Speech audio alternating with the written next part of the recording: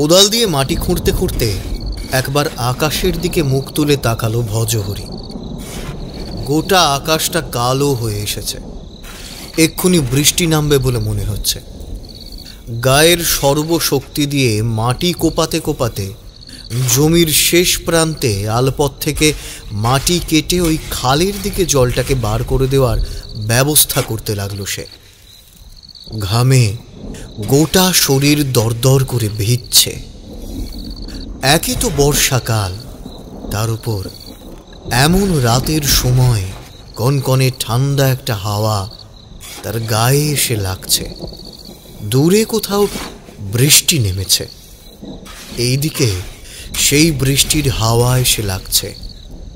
ভজহরি আর একবার কোদালটা তুলে নিচের দিকে নামাতে যাবে, এমন সময় মনে হলো একটু দূরে কারা যেন কথা বলছে। আশ্চর্য, আরো কেউ জমির আল কাটতে এলো নাকি? কিন্তু আসার সময় তো কাউকে দেখলাম না। আশেপাশে ভজহরির মতো কয়েকজনের জমি রয়েছে, ছোট জমি, বেশি বড় নয়। সেই জমিতে সবাই চাষের জন্য ফসল দিয়েছে। এইবার বৃষ্টিটা একটু তাড়াতাড়ি এসে পড়ায় এমন অবস্থা হয়েছে। ভজহরি অন্য কেউ ভেবে একবার গলা তুলে ডাকলো, কে ওখানে? আল কাটছো নাকি? কিন্তু কেউ সাড়া দেয় না। ঠান্ডা হাওয়ার সঙ্গে চারপাশের অন্ধকারটা যেন তীব্র হয়ে ভজহরির ওপর ঝাঁপিয়ে পড়তে চাইল। পাশে রাখা হ্যারিকেনটার শিখা দপ দপ করে কাঁপছে। অপর মুখ বন্ধ বলেই এখনো পর্যন্ত দমকা হাওয়ায় নিভে যেতে পারেনি, কিন্তু মাঝে মাঝে সামান্য ফাঁক দিয়ে বোধহয় হাওয়ার তীব্র বেগ ঢুকে রেখাটাকে কাঁপিয়ে দিচ্ছে। ভজহরি তাড়াতাড়ি হাত চালালো। খুব খুব শব্দে কোদালের ঘায়ে পথের কাছে মাটিটা কেটে ফেলতেই তার মুখে একটা হাসির রেখা দেখা দিল। আর চিন্তা নেই, জমিতে আর জল জমতে পারবে না। ওই পথ দিয়ে বেরিয়ে চলে যাবে খালের মধ্যে। কিন্তু আশেপাশের জমিগুলোর আল কাটা দরকার, না হলে ফসল রয়েছে, যদি নষ্ট হয়ে যায়।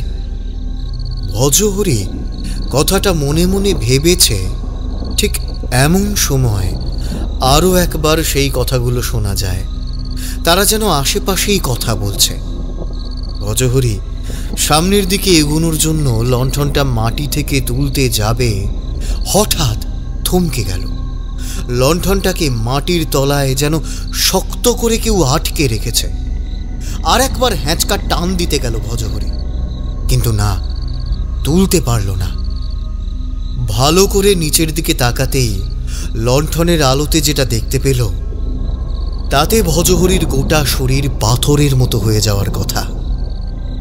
ভজহরি দেখতে পেল লণ্ঠনটাকে মাটির তলা থেকে বেরিয়ে আসা দুটো হাত যেন শক্ত করে চেপে ধরে রেখেছে, আর তাই ভজহরি সেটা তুলতে পারছে না। আর একবার টানতেই লণ্ঠনটা যেন উপর থেকে ছিটকে গেল। নিচের অংশটা সেই হাতটা ধরে রয়েছে মাটির তলা থেকে, আর ওপরের ডান্ডাটা উঠে এসেছে ভজহরির হাতে। ঠিক তখনই আশপাশ থেকে কারা যেন একসঙ্গে হেসে উঠল। ভজহরি হাতের কোদালটাকে শক্ত করে বাগিয়ে ধরে কাঁপা কাঁপা গলায় বলল, তোমরা কারা? আমার কোনো ক্ষতি করতে পারবে না। আমার হাতে কোদাল আছে, এই কোদাল দিয়ে। ভজহরির হাত পা থরথর করে কাঁপছে। দু হাতে কোদালটা তুলে সে মাথার উপর বন বন করে ঘোরাচ্ছে। তবুও ভালোভাবে কিছু বোঝা যায় না। আধো অন্ধকারের মধ্যে ভজহরির মনে হলো জমির আশপাশ থেকে কতগুলো লম্বা লম্বা কঙ্কাল সার হাত যেন সাপের মতো এদিক ওদিক ঘুরে বেড়াচ্ছে। আরে কোথায় আছিস বিষ্ণু? কিন্তু ভজহরির মুখের কথাটা আর শেষ হলো না। মাটির তলা থেকে বেরিয়ে আসা একটা লোহার মতো শক্ত ঠান্ডা কঙ্কালসার হাত এবার তার পাটা ধরে একটা হ্যাঁচকা টান দিয়ে তাকে ফেলল মাটির ওপরে। ঠিক তখনই ঝমঝম করে বৃষ্টি নেমে এলো। ভজহরির হাতের কোদালটা যেন ছিটকে কোথায় চলে গেল। দুটো হাত দিয়ে সে ঘুরে নিজের পাটাকে ছাড়াবার চেষ্টা করতে গেল, কিন্তু পারল না, কারণ ততক্ষণে সদ্য গজিয়ে ওঠা ধান গাছের মধ্য থেকে তাকে টানতে টানতে সেই হাতটা কোথায় যেন নিয়ে চলেছে। আশপাশ থেকে কারা যেন চিৎকার করে হেসে উঠল। সেই হাসির শব্দ ভজহরির কানে যাওয়ার সঙ্গে সঙ্গে বুকের রক্ত যেন বরফের মতো হিম হয়ে গেল। সে চিৎকার করতে করতে বলতে থাকলো, আমার ছেড়ে দে বলছি, ছেড়ে দে। তোরা কারা? তোরা কারা? তোরা আমার জমিতে এলি কি করে? কোথা থেকে এলি? ছেড়ে দে, ছেড়ে দে আমায়। কিন্তু ভজহরির কথা যেন কেউ শুনতে পেল না। সেই তীব্র হাসির শব্দ আর তার মধ্যে ঝমঝম বৃষ্টিতে সব কিছু চাপা পড়ে গেল। বৃষ্টির ফোঁটা ছুরির ফলার মতো তার চোখে মুখে এসে ঢুকতে লাগলো। সে নিজেকে সামলাতে পারছিল না। তার বারবার মনে হচ্ছিল সেই হাতের প্রচণ্ড টানে তার পায়ের পাতাটা মনে হয় বাকি পা থেকে খুলে যাবে। এরপর ভজহরিকে সেই হাতটা টানতে টানতে নিয়ে গিয়ে ফেলল জমির শেষের দিকে একটা ছোট ডোবার মতো জায়গায়। ডোবার জলের মধ্যে ছিটকে পড়ার পরেই ভজহরি বুঝতে পারল কে তাকে এনে ফেলল। ভজহরি দেখতে পেল না। মাটির তলা থেকে মাটি খুঁড়ে তখন কঙ্কালসার কতগুলো অদ্ভুত মানুষের মতো কি যেন বেরিয়ে এসেছে। সে চারপাশে বৃষ্টির মধ্যে আধো অন্ধকারেও তাদের চোখগুলোকে যেন দেখতে পেল, লাল আলোর মতো উজ্জ্বল চোখ।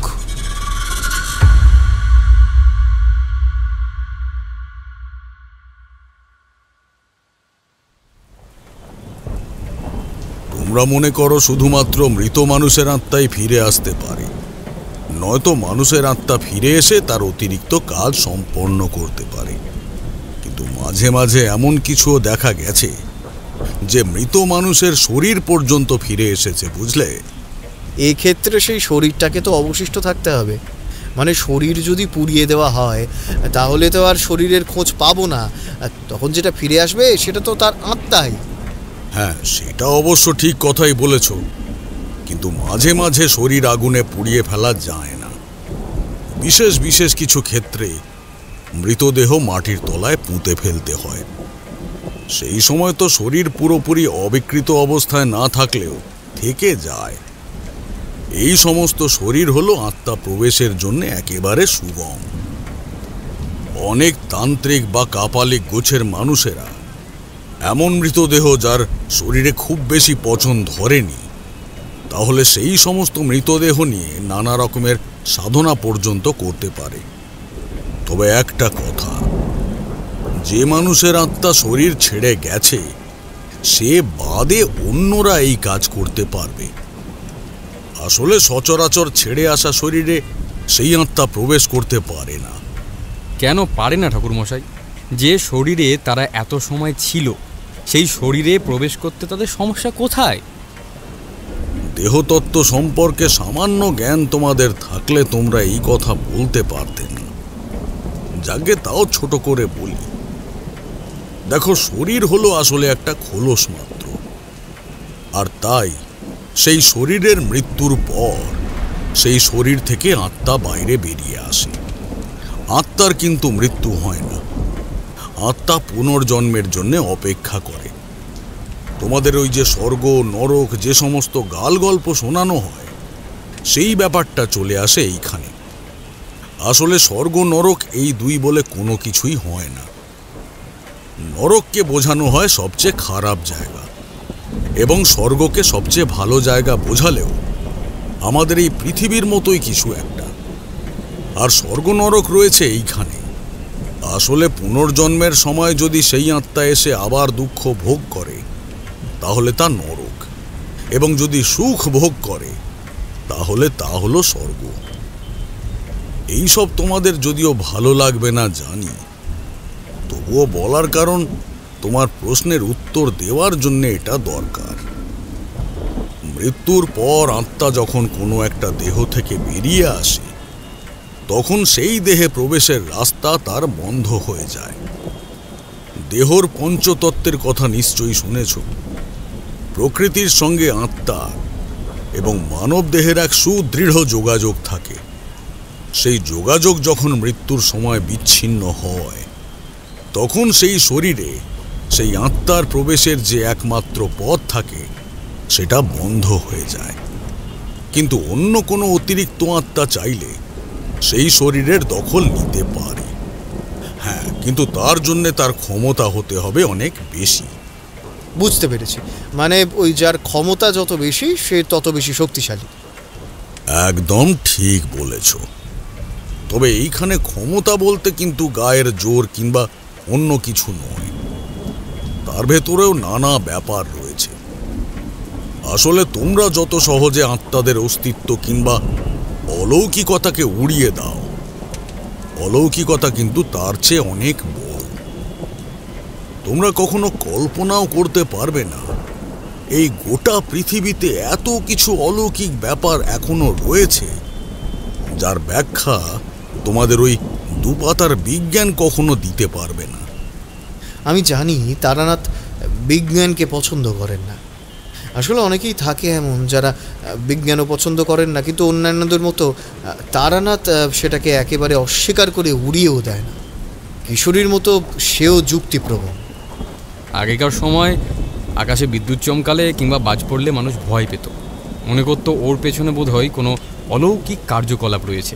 কিন্তু এখন তো সেসব প্রমাণিত যে ওসবের পেছনে অলৌকিক কিছুই নেই। বিজ্ঞান সব কিছুই বার করতে পারবে, বুঝলেন ঠাকুরমশাই। হয়তো একটু সময় লাগবে, আমরা তা দেখতে পাবো না। প্রকৃতির চেয়ে তোমাদের ওই দুপাতার বিজ্ঞান যদি বড় হয়ে যায়, তখন পৃথিবীটা কিন্তু আর মানুষের জন্য বাসযোগ্য থাকবে না। এ কথাটা মনে রেখে দিও। মনুষ্য সমাজে প্রকৃতির অলৌকিকতা, আত্মা, শুভ শক্তি, অশুভ শক্তি, এইসব যতদিন আছে, মানুষের বিশ্বাসে এইগুলো যতদিন টিকে আছে, ততদিনই এই পৃথিবী মানুষের জন্য। যখন এই সমস্ত কিছু থাকবে না, তখন আর এই পৃথিবীটা মানুষের জন্য বাসযোগ্য হয়ে উঠবে না। অথচ মানুষ কিন্তু এই কথা বুঝতেই পারে না। কথাটা তারানাথ এমনি বললেও আমার মনে হয় সেই কথাটা সুদূর প্রসারী দাগ কেটেছিল। অনেক দিন পরে একবার এই বিষয়ে একটা ঘটনা ঘটেছিল, সে কথা পরে অন্য সময় বলবো। বুঝলাম কোনো কারণে তারানাথ আজ বেশ ক্ষুব্ধ হয়ে রয়েছে, তাই বললাম, কি ব্যাপার বলুন তো, আজকে কিছু হয়েছে নাকি? না না, তেমন কিছু হয়নি। আসলে অনেক দিন আগেকার এক পরিচিত আজ সকালে এসেছিল। তাদের গ্রামের মানুষ এক সমস্যায় পড়েছে, তারা তাই এসেছিল। আচ্ছা তোমরাই বলো, এই সময় কি আর আমি এত দূর পায়ে হেঁটে কিংবা গরুর গাড়িতে করে সেখানে যেতে পারি? তাছাড়া এখন আমার ক্ষমতা কোথায়? সব কিছুই তো হারিয়ে ফেলেছি। তাদের কি সাহায্য করতে পারি বলো? তাই সকাল থেকেই আমার মনটা একটু কেমন হয়েছিল। সকাল থেকে আমাদের মনটা ভালো থাকলেও তারানাথ এবং আকাশের মুখ ভার। সকালে চায়ের কাপে চুমুক দিয়ে দরজা খুলে বাইরে পা দিয়েছি কি দিইনি, এমন সময় ঝমঝম করে বৃষ্টি নেমে এলো। বৃষ্টি দেখেই আমার স্ত্রী ফিক করে হেসে উঠল। বুঝতে পারলাম আমি যদি বেরোতে না পারি তাহলে সবচেয়ে বেশি আনন্দ হয় তার। তাই বললাম, তারানাথ আর বৃষ্টির মধ্যে সমানুপাতিক সম্পর্ক রয়েছে, সে কথা তুমি ভালো করেই জানো। এই সামান্য বৃষ্টি আমায় আর কিশোরীকে আটকাতে পারবে না। এই সব সময় গিন্নি তর্ক না করে চুপ করে থাকে। চুপ করে সে মিটিমিটি হাসে, আর তাতেই আমার যেন রাগ বেড়ে যায়। আমি আর কিছু বললাম না। একটু পরে বৃষ্টির মধ্যে ছাতা মাথায় দিয়ে যখন কিশোরী এসে ঢুকলো, তখন গিন্নির দিকে তাকালাম। দেখি তার মুখ চুন হয়ে গেছে। কিশোরী ঢুকতে ঢুকতে বলল, এই একদম দেরি করো না, বৃষ্টি কিন্তু কমবে না, উল্টে আরও বাড়বে। আকাশের যা অবস্থা দেখছি তাতে মনে হচ্ছে আজকে সারাদিন এমনভাবেই ঢালবে। এই আমাদের সঙ্গে আকাশের কি শত্রুতা আছে বলো তো? ঠিক বেছে বেছে রবিবার দিনটাতেই এমন করতে হবে? এই কথায় গিন্নির হাসি এবং তার চুরির শব্দ একসঙ্গে ঝনঝন করে উঠল। গিন্নি কিছু একটা বললো, কিন্তু বৃষ্টির কারণে সেটা শোনা গেল না। আমি বললাম, আরে ওসব চিন্তা করে এখন লাভ নেই, ছাতা নিয়ে যাওয়া যাবে নাকি বর্ষাতি নিতে হবে। বাইরে বেরিয়ে বুঝলাম আর ছাতায় কাজ হবে না। দুটো বর্ষাতি বের করে একটা কিশোরীকে দিয়ে একটা আমি নিয়ে বেরিয়ে পড়লাম। তারপর ট্রামে করে মটলেনের কাছে এসে দেখি তেলে ভাজার দোকান পর্যন্ত আজ বন্ধ। এক টানা ঝমঝমিয়ে বৃষ্টি হয়েছে, তাই কলকাতার পথে প্রায় পায়ের পাতার আরেকটু ওপর পর্যন্ত জল জমে গেছে। জল ঠেলে তারানাথের বাড়িতে গিয়ে দেখি তার ঘরের দরজা বন্ধ। ধাক্কাধাক্কি করে যখন দরজা খুলল তখন তারানাথের মুখে হাসি। আহা, যাগে বাবা, তোমরা তাহলে এসেছো। সকাল থেকে এমন বৃষ্টি, আর তার মধ্যে যাই হোক ভেতরে এসো, ভেতরে এসো। তারানাথের কথায় আমরা ঘরের ভেতরে গিয়ে ঢুকলাম। গামছায় হাত মুখ মুছে বিছানার একপাশে বসতে বসতে কিশোরী বলল, এমন বৃষ্টি শুরু হয়েছে, এবার তো মনে হচ্ছে যে কলকাতার লোকেরা কেন মাটির তলা থেকে মরা পর্যন্ত বৃষ্টিতে উপরে উঠে আসবে, জল ঢুকে যাবে তবে ভেতরে। কিশোরী মাঝে মাঝে এমন মশকরা করেই থাকে, কিন্তু আজ তার মশকরায় তারানাথ হাসল না। তার বদলে বলল, মাটির তলায় যারা শুয়ে থাকে তারা উপরে না উঠে এলেই ভালো, বুঝলে? যদি উপরে উঠে আসে তাহলে যে কত বড় সর্বনাশ হতে পারে তোমরা তার ধারণা করতে পারবে না। এরপরেই কথায় কথায় নানা কথা ঘুরে ওই কথাটা পর্যন্ত এলাম আমরা, যেখানে কিশোরী বলল, আপনার কাছে সাহায্যের জন্য এসেছিল, কিন্তু আপনি না করে দিলেন। একবার চেষ্টা তো করে দেখতে পারতেন। আপনার কাছে যখন এসেছে, কত দূর থেকে এসেছিল?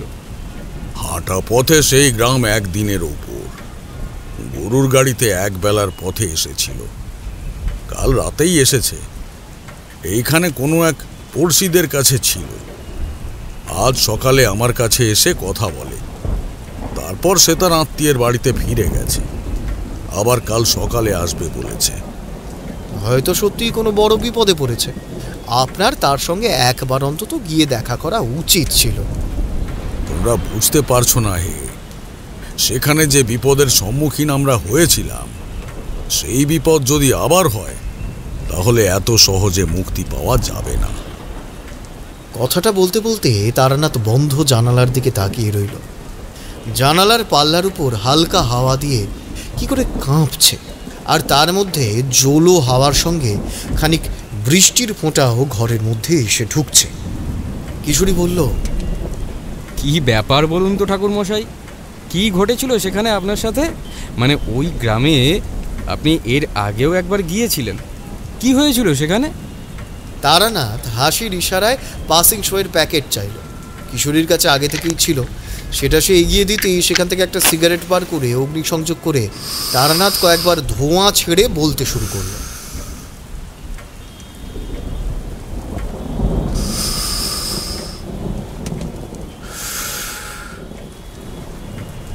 আজ থেকে বেশ কয়েক বছর আগের কথা তো, কত বছর তাও ঠিক মনে নেই। তখন সবে সবে এই বাড়িতে এসেছি। মা চারি তখন আমাদের সংসারে রয়েছে। এমনই একদিন দুপুরের দিকে এখানে বসে আছি দেওয়ালের কাছে। আমার নাম লেখা ব্যানারটা ফটফট করে শব্দ হচ্ছে। তখন একটু একটু করে জমতে শুরু করেছে আমার পসা। বুঝলে, একটা ব্যাপার আমি লক্ষ্য করেছিলাম যে মা চারি আমাদের সংসারে আসার পর থেকে কিন্তু পসার আর একটু ভালো হয়েছিল। তখন যদি জমিয়ে রাখতে পারতাম তাহলে, অবশ্য জমিয়ে রাখা আমার স্বভাবে কখনো ছিল না। যাই হোক, তা অনেকদিন আগের কথা বলে ভালোভাবে মনে পড়ে না, তাই তোমাদের গুছিয়ে বলতে পারি না। তবে সে সময় সবাই আমায় চিনত। মোটামুটি যাকে বলা যায়, তখন আমার প্রচার বেশ ভালোই। কলকাতা শহরে তারানাথ জ্যোতিষীকে চেনে না এমন লোকের সংখ্যা তখন খুবই কম। আগেই তো বলেছি, শনিবার আমার বাড়ির সামনে গাড়ির লাইন পড়ে থাকত। তেমনই একদিন, বোধহয় বুধবার, দুপুরে খাওয়া দাওয়া সেরে একটু দাওয়ার কাছে বসে রোদ পোহাচ্ছি। তখন বর্ষাকাল। বর্ষাকাল দুপুরে রোদ সচরাচর দেখা যায় না। সারাদিন কালো মেঘে আকাশটা ঢেকে থাকে। এই মেঘের মধ্যে হঠাৎ করে যদি সূর্যের দেখা পাওয়া যায় তাহলে তো কোনো কথাই নেই। তাই সেই রোদে বসে রোদ পোহাচ্ছিলাম। একেই বর্ষাকাল, তার উপর এমন সময় একটি লোক হন্তদন্ত হয়ে আমার বাড়ির সামনে এসে দাঁড়ালো। তার গায়ে সাধারণ পোশাক, পরনে ধুতি, খালি গায়ের ওপর একটা লাল কাপড় জড়িয়ে রাখা। এদিক ওদিক তাকিয়ে আমার দিকে এগিয়ে এলো। চেহারাটা কেমন কাঠ কাঠ, মুখ আর গায়ের রং চাপা, রোদে পুড়ে যাওয়া ঝলসানো চেহারা।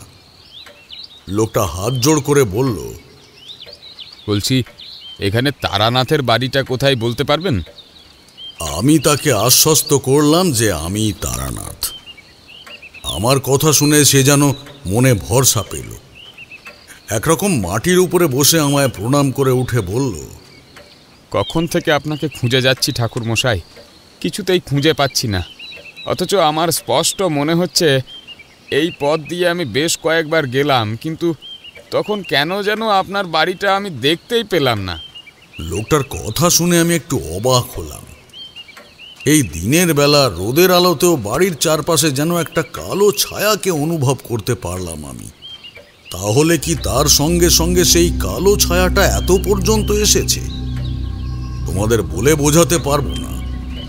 এক মুহূর্তের জন্যে যেন মনে হলো একটু আগে যখন সে দরজার বাইরে দাঁড়িয়ে আমার দিকে তাকিয়েছিল তখনও পর্যন্ত সে আমায় দেখতে পায়নি। যদিও সেটা অদ্ভুত, তবুও যাই হোক, তাকে বসতে বলে বললাম, বলো তোমায় আমি কি সাহায্য করতে পারি? আগে বসো, জল টল খাও, দাঁড়াও। তাকে জল আর তার সঙ্গে একটা মিষ্টি এনে দিলাম, তার সঙ্গে খানিকটা চিঁড়ে আর গুড়। গ্রামের লোক না জানি কত দূর থেকে হেঁটে হেঁটে এখানে এসেছে। চোখ মুখ দেখে মনে হয় শুকনো, কিছুই খাওয়া হয়নি। আর আমার ঘরে সব সময় একটু আধটু খাবার থাকে। গিন্নিকে বলতেই তা এগিয়ে দিল। ভালো করে খেয়ে দিয়ে জল খেয়ে যখন সে উঠে দাঁড়ালো তখন তার মুখে একটা শান্তির ছাপ। এরপর দাওয়ায় লোকটা আমার কাছে এসে বসলো ভালো করে। বসে বলল, ঠাকুর মশাই, আমি আসছি সাতঘরা গ্রাম থেকে। এখান থেকে পায়ে হেঁটে গেলে প্রায় একদিন পর পৌঁছবেন। খানিকটা গরুর গাড়িতে আর খানিকটা হাঁটতে হাঁটতে আপনার খোঁজে আমি এখানে এসে পড়েছি। বড় বিপদ হয়েছে আমাদের গ্রামে, আপনি একবার চলুন না সেখানে। তার কথা শুনে আমি অবাক হলাম। সাতঘরার কথা আমি আগেও শুনেছি, সে ঠিকই বলেছে। সত্যি সত্যি হাঁটা পথে গেলে প্রায় একদিনের পথ। তবে পথে দেরি হলে আরো বেশি সময় লাগবে। কিন্তু এত দূর থেকে এখানে এলো আর আমার খোঁজই বা পেল কি করে? বললাম, আচ্ছা তুমি আমার খোঁজ পেলে কি করে বলো তো? তাও এত দূরের গ্রাম থেকে। সাতঘরায় তো আমি কখনোই যাইনি। সে এক অদ্ভুত কথা। ভজহরি একদিন সকালে আপনার কথাই বলল। কলকাতায় চলে যা, কলকাতায় তারানাথ জ্যোতিষী আছে, তাকে নিয়ে আয়। তাকে ছাড়া এই বিপদ থেকে আমাদের কেউ উদ্ধার করতে পারবে না। জানেন তো ঠাকুর মশাই, যে লোকটা সারাদিন ঘুমিয়ে থাকে, রাত হলে বীভৎস চিৎকার করতে থাকে যে কারা যেন তাকে মারতে আসছে, সেই লোকটা হঠাৎ করে আমার কানে কানে এমন একটা কথা বলল। সে কেন বলল, কি করে বলল, আমি জানি না। তার কথা শোনার পরে আমার মনে হলো যে একমাত্র আপনি আছেন যে তাকে বাঁচাতে পারেন, আর আমাদের গ্রামকে আপনি এই বিপদ থেকে রক্ষা করতে পারেন। তার কথা শুনে কোনো কিছু ভালোভাবে বুঝতে পারলাম না। তবে কোনো এক অদ্ভুত উপায়ে সে যে আমার কথা জানতে পেরেছে সেইটুকু বুঝতে পারলাম। বললাম, হ্যাঁ সে না হয় ঠিক আছে, কিন্তু আসল সমস্যাটা কি সেটা তো আমায় জানতে হবে। আর সেটা না জেনে তো আমি তোমার সঙ্গে যেতে পারবো না। খাওয়া দাওয়ার পর সে খানিকটা সুস্থির হয়েছিল। এবার দাওয়ার কাছে ভালো করে গুছিয়ে বসে বলতে শুরু করলো। সব কিছুই ঠিকঠাক ছিল ঠাকুর মশাই। আমাদের গ্রামের নাম সাতঘরা। তা আগেই বলেছি আপনাকে, আমাদের গ্রামটা একেবারে যাকে বলে চারপাশ দিয়ে জমি দিয়ে ঘেরা।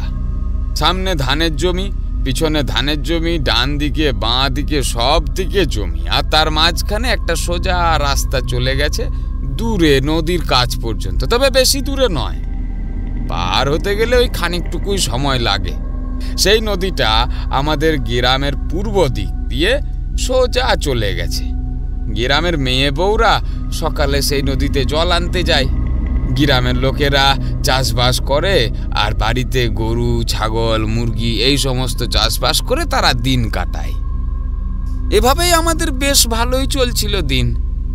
সপ্তাহে একদিন ওই পথে নদী পেরিয়ে আমরা পাশের গ্রামে হাটবারে যাই শুক্রবার।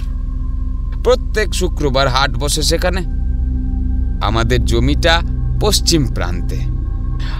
আমার জমির পাশে রাখালের জমি, আর তার পাশে ভজহরির। এমন কয়েকজনের জমি আছে। আসলে একজনের জমির পর বেড়া দিয়ে একটা নিশানা দেওয়া থাকে, যাতে জমিতে জমিতে সমস্যা না হয়। তার ভেতরে ৩-৪ জনের যা জমি থাকে তার নিশানা আবার আলাদা করে থাকে। গ্রামের মোড়ল এই ব্যবস্থা সব করে রেখেছে, তাতে জমি জমা নিয়ে আর কোনো সমস্যাই হয় না। সব কিছুই তো ঠিক ছিল যতক্ষণ না পর্যন্ত ভজহরি রাতের বেলা ভয় পেয়েছিল। দাঁড়াও, ভজহরিটা কি? ওই যে বললাম না যে আমার জমির পাশেই ভজহরির জমি, আমাদেরই গ্রামেরই লোক। সে তো একেবারে ঝাড়া হাত পা, ঘর সংসারের কোনো বালাই নাই। একটা বিয়ে করেছিল, কিন্তু বউটা মারা যায়। তবে আমার সংসার রয়েছে, আর তার জন্যই তো এমন একটা ব্যাপার হওয়াতে আমার ভারী ভয় ভয় করছে। দিন 4 আগে ভজহরি রাতের বেলা বৃষ্টি হবে দেখে জমিতে আল কাটতে গিয়েছিল। জমিতে ধান সবে সবে পোতা হয়েছে, তাতে অল্প জল থাকে, কিন্তু জল বেশি হয়ে গেলেই তো বিপদ। তাই আল কেটে খানিকটা জল বাইরে বের করে দেওয়ার ব্যবস্থা করতে গিয়েছিল সে। আমরাও গিয়েছিলাম, কিন্তু বৃষ্টি নামার পরে। আমি, রাখাল আর গদাই যখন জমিতে গেছি, তখন দেখি ভজহরি চিৎকার করে অদ্ভুতভাবে হাসছে, আর মাঝে মাঝে 2 হাত আকাশে তুলে দিয়ে বলছে,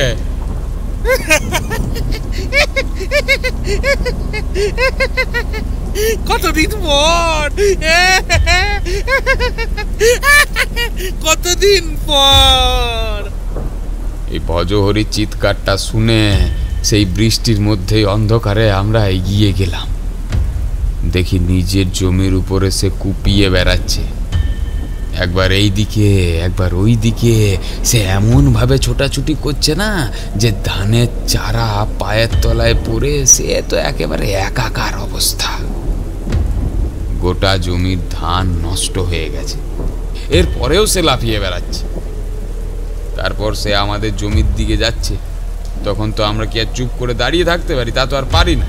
এরপর ছুটে গিয়ে 3 জনে মিলে আমরা ভজহরিকে জাপটে ধরলাম, কিন্তু ভজহরির শরীরে সে যেন একেবারে 1000 হাতির জোর। সে তখনই আমাদেরকে ছিটকে ফেলে দিল, আর তারপর আমাদের দিকে মুখ তুলে তাকালো। আমাদের কাছে আলো ছিল না, তখন বৃষ্টি পড়ছে, মাঝে মাঝে বিদ্যুৎ চমকাচ্ছে। সেই বিদ্যুতের আলোতে ভজহরির দিকে তাকাতে তাকাতে আমরা দেখতে পেলাম যে তার চোখের মণিটা উল্টে গেছে, মুখের দুপাশ দিয়ে লালা বেরিয়ে আসছে, খালি গা, পরনের ধুতিটা প্রায় খুলে যাওয়ার মতনই অবস্থা, জল কাদায় গোটা শরীর একেবারে ভেজা। সেইভাবে সে খিলখিল খিলখিল করে হাসছে আর চিৎকার করে কি সব যেন বলছে। এমন অবস্থা যে আপনাকে আমি বলে বোঝাতে পারবো না ঠাকুর মশাই। প্রচন্ড বৃষ্টির মধ্যে ওইভাবে ভজহরির অবস্থা দেখে আমি, রাখাল, আমরা 3 জনে তো প্রায় চমকে উঠেছি। নিশ্চয়ই কোনো একটা খারাপ কিছু হয়েছে।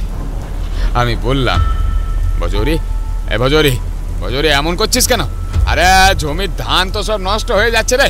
তোর ধান গেছে, এবার তো আমাদের ধানগুলোও যাবে। এখানে কাউকে চাষ করতে দেব না, কাউকে থাকতে দেব না, কাউকে থাকতে দেব না। এখানে সব কিছু নষ্ট করে দেব, সব কিছু নষ্ট করে দেব। কথাটা বলে ভজহরি শুয়ে পড়ল সেই জল কাদার ধানের জমির উপরে। দু হাতে মাটি, ধানের চারা সব কিছু তুলে তুলে নিজের মুখে পুড়তে লাগলো। মুখে পুড়ছে আর বমি করে সব ফেলে দিচ্ছে। কিন্তু সেই অবস্থা দেখে আমাদের শরীরগুলো একেবারে ঝিমঝিম করতে লাগলো। কি বিভৎস দেখতে লাগছিল নরহরিকে। বিদ্যুৎ চমকে আলো তার মুখে যখন এসে পড়ছে না, তখন সে ধানের জমিতে চিত হয়ে শুয়ে পড়ছে। মস্ত বড় হাঁ করে যেন বৃষ্টি সব জল খাচ্ছে আর মাঝে মাঝে খিলখিল খিলখিল করে হেসে উঠছে। এইরকম অবস্থাতে রাখাল বলল, আমার কিন্তু ব্যাপার সুবিধার মনে হচ্ছে না। এই নিশ্চয়ই খারাপ কিছু হয়েছে। আমাদের এক্ষুনি গ্রামে একবার খবর দিতে হবে। কিন্তু গ্রামে খবর দিতে দিতে যদি আমাদের জমিতে ঢুকে পড়ে, আমাদের জমির ধান নষ্ট করে ফেলে, সবাই মিলে ধরে যদি ওকে টেনে নিয়ে যাওয়া যায়। এই তুই পাগল হয়ে গেছিস রে? আমাকে যে ধাক্কা দিয়েছিলি না, তাতে তো আরেকটু হলে আমার মনে হচ্ছিল যে ডান হাতের হাড়টাই ভেঙে যেত রে বাবা। কোনো রকমে সামলে নিয়েছি। ওর গায়ে এখন হাতির জোর রে। নিশ্চয়ই খারাপ কিছু ওকে ধরেছে। কিন্তু কিন্তু আমাদের এই সাত ঘোড়ায় তো এর আগে এরকম কোনো ব্যাপারই আমরা দেখি নাই। রাখাল এসব ব্যাপারে অনেক কিছু বুঝতে পারে ঠাকুর মশাই। সে কিছুক্ষণ চুপ করে থেকে ওর দিকে তাকিয়ে থেকে বলল, না রে, ব্যাপারটা সহজ নয়। ভজহরির চোখ মুখ দেখেছিস? খারাপ কিছু একটা ওর উপরে এসেছে। ভজহরিকে বাঁচাতে হবে। ধানের জমির ধান গেলে আবার ধান বসাতে পারবো, কিন্তু ভজহরির কিছু হয়ে গেলে। রাখালের কথা শুনে আমি আর গদায় যেন সম্বিত ফিরে পেলাম। সত্যিই তো, ভজহরির কথা এখনো আমরা একবারও ভাবিনি। গলা তুলে ডাকলাম, ভজহরি, এই ভজহরি শোন, ভজহরি, এই ভজহরি শোন রে, রে এদিকে আয়। ভজহরি আমাদের কথা শুনে যেন হাঁটতে হাঁটতে এদিকে এলো। আর দু হাতে জল কাদা তখন টপ টপ করে বয়ে পড়ছে। মুখের এক পাশ দিয়ে গড়িয়ে পড়ছে কাদা মাটি। ভজহরি আর একটু সামনের দিকে এগিয়ে এসে আমাদের দিকে হাঁ করল। আর বিদ্যুৎ চমকের আলোতে ঠাকুরমশাই দেখতে পেলাম তার মুখের ভিতর থেকে যেন কি একটা কালো মতো বাইরে বেরিয়ে আসছে। সঙ্গে সঙ্গে চমকে উঠলাম আমরা। এমনকি রাখাল, যে এতক্ষণ পর্যন্ত শান্ত হয়ে আমাদেরকে এত কিছু বলছিল, সেও পর্যন্ত কেমন যেন চমকে উঠে একেবারে পিছনে সরে গেল। আর তারপরে ভজহরি মাটির উপর ধপ করে পড়ে গেল। আমরা কিছুক্ষণ পাথরের মূর্তির মতো দাঁড়িয়ে রইলাম। ঝমঝম করে বৃষ্টি পড়ছে। আর তার মধ্যে একটু একটু করে সাহস করে আমরা তিনজনে এগিয়ে গেলাম যেখানে ভজহরি পড়ে আছে। সেখানে গিয়ে দেখি সে হা করেই পড়ে রয়েছে, দুটো চোখ খোলা, অথচ কিছুই যেন দেখতে পাচ্ছে না। ভজহরিকে তুলে আমরা সেখান থেকে নিয়ে এলাম তার ঘরে। এই ব্যাপার। কিন্তু তাহলে তো সব ঠিক হয়েই গেছে। তেমনটা তো আমরাও ভেবেছিলাম ঠাকুর মশাই, কিন্তু সেই তো সবে শুরু। তারপরে দুটো দিন রাতের বেলা আমরা যে কিভাবে কাটিয়েছি সে কথা আপনাকে আর কি বলবো। রাত হলেই ভজহরি ঘর থেকে বেরিয়ে আসছে। তার প্রচণ্ড চিৎকারে গোটা গাঁয়ের লোকজনের ঘুম পর্যন্ত ভেঙে যেত। কিন্তু তখন ভজহরি যেন এক অন্য জিনিস। সে ছুটতে ছুটতে গাঁয়ের এই জমিতে চলে যেত, তো ওই জমিতে চলে যেত। তারপর গোটা রাত সেখানে জল কাদায় এখানে ওখানে ঘুরে বেড়াতো গো। অনেক চেষ্টা করেও তাকে আর ধরে রাখা যেত না, যেন আমাদের সঙ্গে সে খেলা করছে। এমনভাবেই চলছিল। কিন্তু ভজহরি যে এমন একটা কাজ করতে পারে সেটা আমরা কেউ ভাবতে পারিনি। আর তার জন্যই তো আপনার কাছে আসা গো। সেই দিন আমি ছিলাম না, ঘুমিয়ে পড়েছিলাম। ওই রাখাল আর গদাই ছিল। ওরাই ভজহরিকে ধরার জন্য জমির পথে দৌড়চ্ছিল। যেতে যেতে ওরা নাকি জমির একটু ভেতরের দিকে চলে যায়। আর গাঁয়ের লোকেরা অতিষ্ঠ হয়ে পড়লেও রাতের বেলা কেউ আর ঘর থেকে বেরোতে চায় না। জমির ভিতরের দিক বরাবর আমাদের জমির সীমানা পেরিয়ে অন্য জমির কাছে গিয়েই হঠাৎ নাকি ভজহরিকে আর দেখা যায় না। ভজহরি কোথায় গেল? এতক্ষণ তো এখানেই ছিল। ব্যাপারটা সুবিধের বলে মনে হচ্ছে না। ভজহরিকে যদি দেখা না যায় তাহলে কিন্তু সমস্যা। রাখালের কথা শেষ হওয়ার সঙ্গে সঙ্গেই ভজহরি ঝাঁপিয়ে পড়ল গদায়ের উপরে। ভজহরি নিজের দাঁত দিয়ে তখন কামড়ে ধরেছে গদায়ের ঘাড়ের এক পাশটায়। রাখাল ছুটে যায় সামনে। গদাই তখন চিৎকার করছে। রাখালের ধাক্কা ধাক্কিতে গদায়ের ঘাড় থেকে ভজহরি নেমে গেলেও তার ঘাড়ে ততক্ষণে ভজহরির দাঁতের আঘাতে গল গল করে রক্ত বেরোতে শুরু করেছে। ভজহরি অন্ধকারে মিলিয়ে যাওয়ার আগেই ওরা দেখতে পেয়েছিল যে ভজহরির আশপাশে কতগুলো কালো কালো ছায়া, আর তাদের সবার চোখে লাল আগুনের মতন টকটক হয়ে জ্বলছে। তার মানে তোমাদের গ্রামে ভজহরি এমন অদ্ভুত ঘটনা ঘটানোর পর থেকে এই গোটা গ্রামের লোকেরা বিপদে রয়েছে। শুধু বিপদ বলে বিপদ? হ্যাঁ, রাতের বেলা যে গাঁয়ের লোকেরা কিভাবে কাটাচ্ছে। ভজহরি তার পরদিন রাতের বেলা ঘর থেকে বেরিয়ে গেলে কেউ আর তাকে সাহায্য করতে চায়নি গো। এমনকি রাখাল, গদাই, কেউ না। বুঝতেই পারছেন, শুধু শুধু কে আর নিজের জীবনকে বিপন্ন করতে যাবে। একটা দিন কাটিয়ে পরের দিন সকালে আমরা ভজহরির কাছে গেলাম, আর তখনই আপনার কথাটা জানতে পারলাম। মানে যে অমন অদ্ভুত আচরণ করছে সে নিজেই আপনার কথা বলল, কিন্তু ভজহরি বা আপনার কথা জানলো কি করে? সেই কথা জানতে পেরেছিলাম অনেক পরে। তবে ততদিনে ব্যাপারটা যে কোন পর্যায়ে এসে দাঁড়িয়েছিল তা তোমাদের না বললে তোমরা বুঝতে পারবে না। ভজহরির ব্যাপারে সমস্ত কথা বিষ্ণুর কাছে শুনে সেই দিনটা তাকে সেই আত্মীয়ের বাড়িতে থেকে যেতে বললাম। আসলে আজ সকালে আমার কাছে যে এসেছিল সে আর অন্য কেউ নয়, সেই বিষ্ণু। তার আত্মীয়ের বাড়িতে এসে থেকে গেল বিষ্ণু। পরদিন সকালে তাকে আমার কাছে আসতে বলে দিলাম। সকালে যখন সে এলো তখন তার সঙ্গে তৈরি হয়ে বেরিয়ে পড়লাম। গরুর গাড়িতে গেলে এক বেলার পথ, তাই আমরা গরুর গাড়িতেই যাওয়ার ব্যবস্থা করলাম। সেদিন বিকেল নাগাদ সাতঘরা গ্রামে গিয়ে পৌঁছালাম। প্রথমেই আমায় বিষ্ণু নিয়ে গেল ভজহরির বাড়িতে। তখন অন্ধকার পুরোপুরি নামতে শুরু করেনি। ঘরের দরজায় ধাক্কা দিতেই ভজহরি বাইরে বেরিয়ে এলো। তার চোখের দৃষ্টি কালচে, এলোমেলো চুল আর নষ্ট চেহারা দেখে মনে হলো শরীর অসুস্থ হয়ে পড়েছে কোনোভাবে। সে কিন্তু আমায় দেখে চমকে উঠল। ঘরের দরজা না খুলেই সামান্য ফাঁক করে রেখে বলল, না, আমার ঘরে আমি কাউকে ঢুকতে দেবো না। চলে যাও, চলে যাও এখান থেকে।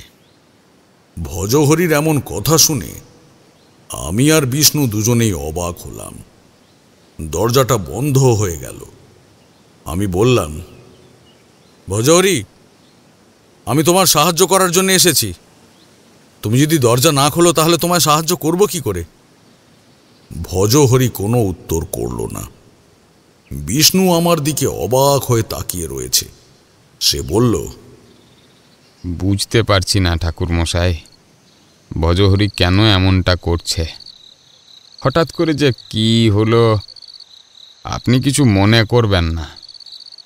হঠাৎ করে যে কি হয়েছে তখন আমি একটু একটু যেন ধারণা করতে পারছিলাম। ভজহরির দুটো চোখ যেন আমার দিকে তাকিয়েছিল।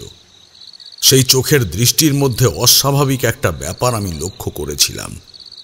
আর যে সন্দেহটা আমার মাথায় তখন ঢুকেছিল শেষে গিয়ে সেই সন্দেহটাই সত্যি প্রমাণিত হয়েছিল।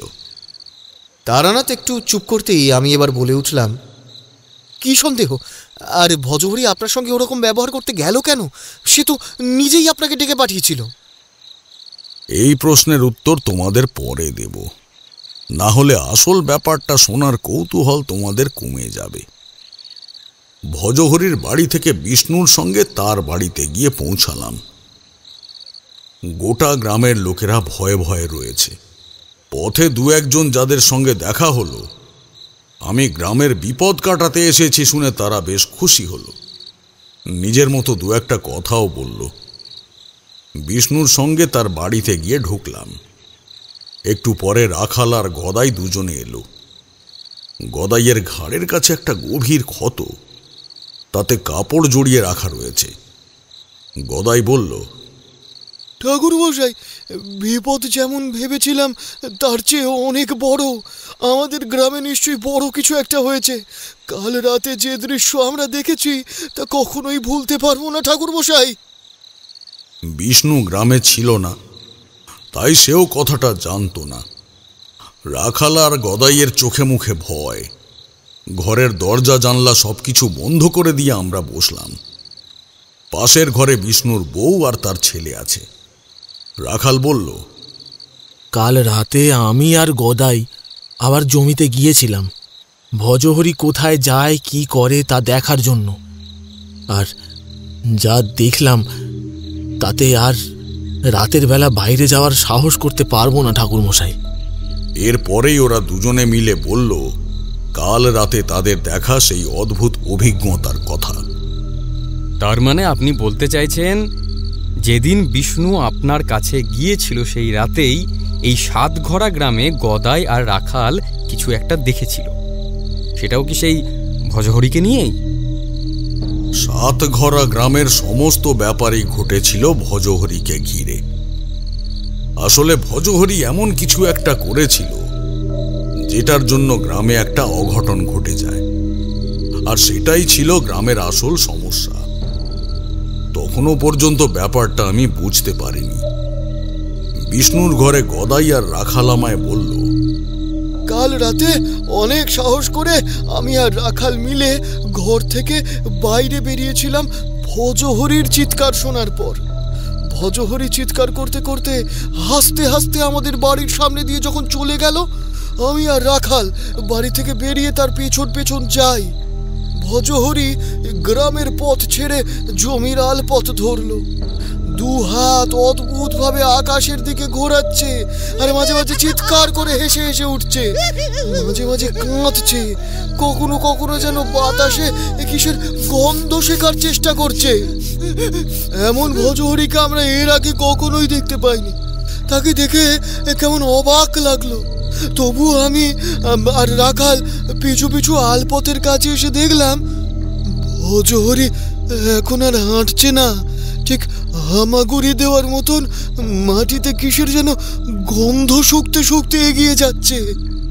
প্রথমে ভাবলাম এমনিই করছে, তারপর বুঝতে পারলাম না, গন্ধ শুকে শুকে কিছু একটা বোঝার চেষ্টা করছে। আর তারপরেই দু হাতে যেন মাটি খুঁড়তে লাগলো।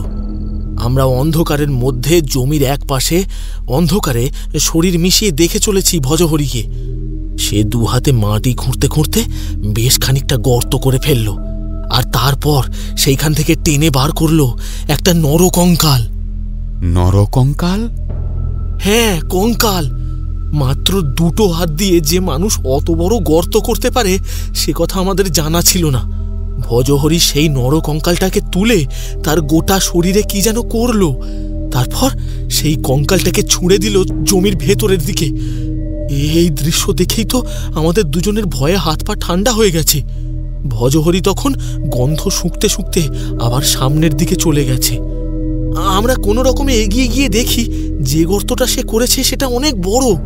বৃষ্টি তখনও থামেনি, আমাদের কাছে আলো ছিল না, কিন্তু একটা বড়সড় লাঠি জোগাড় করে সেটা গর্তের মধ্যে নামাতেই আমরা বুঝতে পারলাম অন্তত দুই মানুষের চেয়ে বেশি গর্ত করে ফেলেছে সেইখানে। একটা মানুষ তো শুধু হাত দিয়ে এত বড় গর্ত খুঁড়তে পারে না, তাও আবার এমন জমিতে যেখানে চাষবাস চলছে। তার মানে কিছু একটা ব্যাপার তো হয়েছে। আপনি সবটা শুনুন ঠাকুর মশাই। তারপর পাশের জমিতে সে চলে গেল, আবারও অমন একটা কঙ্কাল বার করলো। ব্যাস, দুটোই কঙ্কাল, কিন্তু কঙ্কাল দুটোকে ওই একবারই আমরা দেখতে পেলাম। তারপরে সে কোথায় গেল জানি না। তারপরে ফিরে আসতে লাগলো। ভজহরি ফিরতে ফিরতে গ্রামের পথে একটা বেড়াল তার সামনে পড়েছে। আমি আর রাখাল পেছন থেকে লক্ষ্য করছি, বেড়ালটা সামনে পড়তেই ভজহরি এক লাফে ঝাঁপিয়ে পড়লো তার গায়ের ওপর। দাঁতের পাটিতে এসে বিড়ালটার গলাটা চেপে ধরে হ্যাচকা টানে বিড়ালটার মাথাটা ছিঁড়ে ফেললো। আমাদের চোখের সামনে সদ্য মৃত একটা বিড়ালের শরীর হাতে নিয়ে ভজহরি অদ্ভুতভাবে হাসতে হাসতে বাড়ির দিকে ফিরে গেল। আমরা আর সেখানে দাঁড়িয়ে থাকতে পারিনি। কোনো রকমে অসুস্থ শরীরে বাড়ি ফিরে গেছিলাম। বিষ্ণু আপনাকে আনতে গেছে তাই আমি জানতাম, তাই মনে মনে চাইছিলাম আপনি তাড়াতাড়ি চলে আসুন, নাহলে যে কি হবে। জায়গাটা আমায় দেখতে হবে, বুঝলে? জায়গাটা না দেখে কোনো কিছুই আমি বলতে পারবো না। আসলে সেখানে কি হচ্ছে না হচ্ছে তার জন্যে আগে সেখানে যেতে হবে। চলো। একটু পরেই তো অন্ধকার নামবে। একটা কাজ করলে হয় না, যে কাল সকালে দেখুন, আজকের দিনটা বরং থাক, আজকের দিনটা বিশ্রাম নিয়ে নিন। তাছাড়া ভজহরি তো আজ আরো অদ্ভুত আচরণ করলো, তাই না? দেরি করা যাবে না বিষ্ণু। যত দেরি হবে তত বিপদ বাড়বে। তোমাদের গ্রামের জমিতে কঙ্কাল কোথা থেকে এলো সেটাও তো ভাবার বিষয়। শুধু ভজহরির দিকে তাকালে তো হবে না, বাকি সব কিছুও দেখতে হবে। বিষ্ণু, রাখাল আর গদাই তিনজনেই আমার কথায় সমর্থন করল। একটু পরেই আমরা তিনজনে আলো আর লাঠি হাতে নিয়ে বেরিয়ে পড়লাম পশ্চিম দিকের সেই জমি দেখার জন্য, যেখান থেকেই সাতঘড়া গ্রামের আসল সমস্যাটা শুরু হয়েছে। বাইরে বৃষ্টিটা আরো বেড়ে উঠেছিল। কিশোরীর কথাই ঠিক, কালো মেঘ আকাশটায় ছড়িয়ে পড়েছে। একবার উঁকি মেরে বাইরেটা দেখে এসেছিলাম, যাকে বলে একেবারে জলে জলে জমজমাট, ঠিক তেমনই অবস্থা। তারানাথের বাড়ির উঠোনের কাছে জলের স্রোত বয়ে যাচ্ছে, যেন এখানে জল জমবে না। বৃষ্টির জল পড়ে জলটা বাড়ির পেছনের দিক দিয়ে বাইরে বেরিয়ে যাবে, কিন্তু তবুও সেইখানেও যখন এমন জলের ঢেউ দেখতে পাচ্ছি, অর্থাৎ আজ যেন আকাশ ভেঙে বৃষ্টি নেমেছে। সকাল থেকে এমন বৃষ্টি শুরু হয়েছে কেন কিছু বুঝতে পারছি না। হঠাৎ করে কি হলো বলো তো? আমিও তো সেটাই ভাবছি। এমন ভয়াবহ বৃষ্টি জীবনের আগে মাত্র আমি দুবার দেখেছি, আজ নিয়ে তৃতীয়বার। তাছাড়া আকাশের যা অবস্থা, তাতে এই বৃষ্টি দিন দুয়েকের আগে কমবে বলে তো মনে হচ্ছে না। সর্বনাশ, বাড়ি ফিরতে হবে যে। আর তাছাড়া কালকে আবার অফিসের গুরুত্বপূর্ণ কাজ রয়েছে। বৃষ্টিতে ভিজে ভিজে হলেও তো অফিস যেতে হবে। এই বৃষ্টির মধ্যে আর একটা সমস্যা, বৃষ্টি যেমন ভালো তেমন আবার খারাপ। ওই যে কথায় বলে, কোনো কিছুই অতিরিক্ত ভালো নয়। কাল এমন গরম পড়েছিল যে সবাই বৃষ্টির কথাই বলছিল, আর শেষ রাত থেকে সেই যে বৃষ্টি শুরু হয়েছে, অমনি সবাই বৃষ্টিকে দোষারোপ করতে শুরু করেছে। যাকে যাই হোক, তোমাদের যা বলছিলাম, বিকেল পেরিয়ে সন্ধে সন্ধে মুখে আমরা চারজন গিয়ে দাঁড়ালাম গ্রামের শেষের দিকে ওই বিষ্ণুদের জমির কাছাকাছি জায়গাটায়। আর সেখানে আসতেই বাতাসে একটা অদ্ভুত কটু গন্ধ আমার নাকে এসে ধাক্কা দিল। সামনের দিকে জমি, আর তার মাঝে এইখানে ওইখানে ছোট বড় কয়েকটা গাছ রয়েছে। ঠিক তেমনই একটা গাছের দিকে তাকাতেই গোটা শরীর কেমন যেন শিরশির করে উঠল। যেন মনে হলো ওই গাছের ছায়ায় নিচের দিকে কারা যেন বসে আছে। বিষ্ণুকে সেই কথা বলতেই সে তাকিয়ে দেখে বলল, কই না তো ঠাকুরমশাই, আমি তো কিছুই দেখতে পাচ্ছি না। রাখাল আর গদাইও যখন চেষ্টা করে কোনো কিছু দেখতে পেল না, তখন বুঝতে পারলাম যে ওগুলো সাধারণ কিছু নয়। জমিটা গদাইয়ের, তাদের চারজনের জমি পাশাপাশি, আর সেই জমি জাল দিয়ে ঘিরে আলাদা করা আছে। জমির এমন অবস্থা কেন তৈরি করা হয়েছে সেটা পরে দেখে বুঝতে পেরেছিলাম। আসলে যেই দিকেই চোখ যায় সেই দিকেই তো জমি। একদম আলাদা আলাদা করে তারপর আলাদা আলাদা রঙের কাপড় ছড়িয়ে রাখা হয়েছে সেই জলের ওপর বরাবর। একটা গদাইয়ের জমির মধ্যেই পড়ছে। আমরা আলপথ ধরে আরো খানিকটা সামনে এগিয়ে গেলাম। তখন সন্ধে হয়েছে সবে মাত্র। আর একটু এগোতেই গাছের তলা থেকে সেই কালো কালো ছায়াগুলো কোথায় যেন মিলিয়ে গেল। চমকে উঠতে গিয়েও সামলে নিলাম। হঠাৎ করে একটা কথা মনে পড়ে গেল। ভজহরি মাটির তলা থেকে কঙ্কাল টেনে বার করেছিল। বললাম, আচ্ছা, ভজহরি মাটির তলা থেকে কঙ্কাল টেনে বার করেছিল কোথায় বলো তো? রাখাল আমাদের এগিয়ে নিয়ে গেল এক জায়গায়। দেখি সত্যি সত্যি জমির এক পাশে একটা গর্ত রয়েছে, বেশ বড় সড়ো গর্ত। এই সন্ধেবেলাতে হ্যারিকেনের আলোতে উঁকি মেরে দেখলাম মিথ্যে কথা নয়, 2 মানুষ কিংবা তার চেয়েও গভীর গর্ত করা হয়েছে। অথচ এমন গর্ত করা কোনো মানুষের পক্ষে খালি হাতে সম্ভব নয়। আপনি বুঝে দেখুন ঠাকুর মশাই, কি যে হচ্ছে আমি তো কিছুই বুঝতে পারছি না। আমি যেন একটু একটু বুঝতে পারছি। আচ্ছা, তোমাদের এইখানে যে জমি আছে, এই জমিতে আগে কি ছিল? আমার কথায় ওরা 3 জনে মুখ চাওয়াচাওয়ি করল। বিষ্ণু বলল, আমাদের এই গ্রামটা বেশি পুরনো নয়, এই 50-60 বছর আগে এই গ্রামটা, মানে লোকজন এখানে এসেছে। আর তার আগেও এই গ্রাম ছিল, তবে শুনেছি যে এক মহামারীতে নাকি গোটা গ্রামটা ভেসে গেছিল। যারা বেঁচে ছিল তারা এখান থেকে পালিয়ে গিয়ে পেরানে বেঁচেছিল। তারপরে আবার আস্তে আস্তে 50-60 বছর আগে এই গ্রামটা নাকি একটু একটু করে তৈরি হয়েছে। কিন্তু সেই সময়ের কথা তো আমরা কিছুই জানি না। আমাদের বয়স সবে মাত্র এই 30-31-এর ঘরে। জন্মের কথাই আমরা ভালোভাবে বলতে পারবো না, তাহলে বাকি কিছু বলবো কি করে? আমার মনে হয় যে এই সব কিছুর সঙ্গে 50-60 বছর আগের সেই গ্রামের মহামারীর কোনো একটা সম্পর্ক আছে। ওই সময় অনেক কিছু হয়। কথাটা আমি বলেছি, ঠিক সেই সময় সামনের দিক থেকে একটা তীব্র হাসির শব্দ শোনা গেল। তারপরে আরেকটা হঠাৎ প্রচন্ড হাওয়ায় আমাদের হাতের হ্যারিকেনগুলো সব পটাপট নিভে গেল।